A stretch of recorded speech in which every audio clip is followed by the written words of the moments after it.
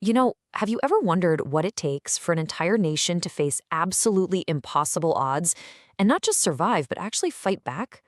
Well, today we're diving into one of the most remarkable stories of national resilience in modern history, how Britain forged victory during the Second World War. And to really get what they were up against, we need to go back in time to 1940. So, let's set the scene. It's 1940, and it is a moment of absolute crisis. France has fallen, Nazi Germany completely dominates the continent, and the shadow of invasion is looming over Britain.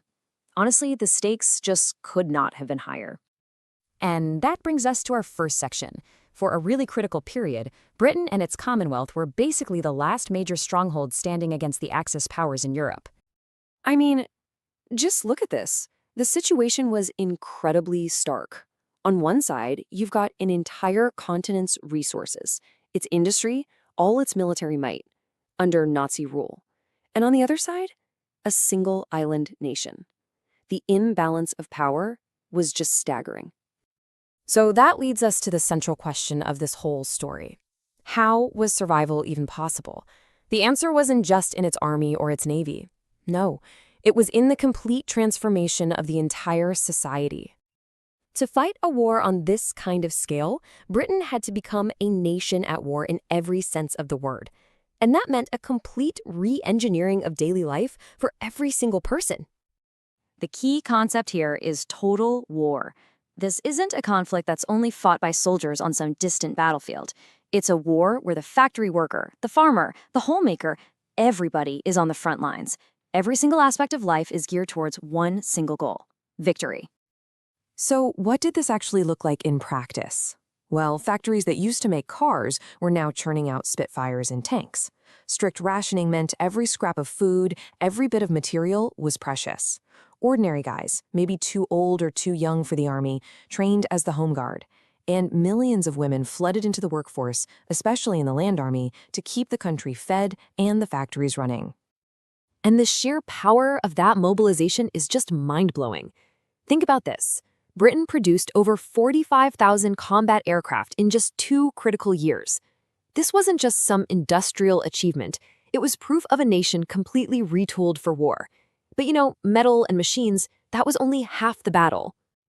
This brings us to the intangible part of the story, but it was just as vital: the psychological front.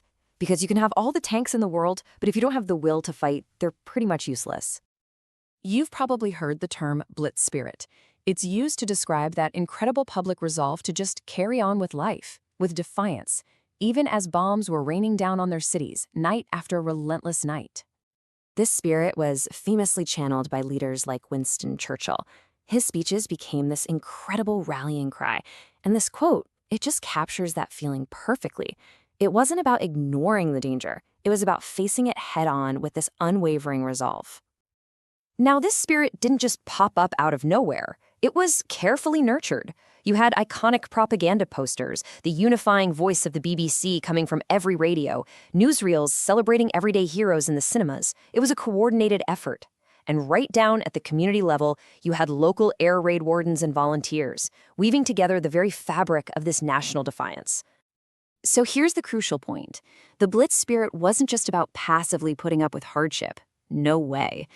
Getting up, clearing the rubble, and going to work the next day, that was an active form of resistance. It sent a crystal clear message: we will not be broken. So ultimately, this total mobilization of both industry and spirit, it held the line. It held it long enough for the tide of the war to finally begin to turn. But that victory came at a staggering price, and it left behind a Britain that was profoundly changed.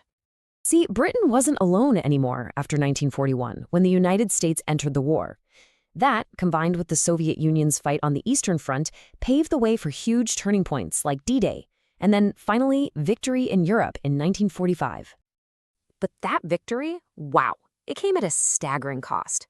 The human toll was just immense, with hundreds of thousands of lives lost. The country was financially shattered, literally on the brink of bankruptcy.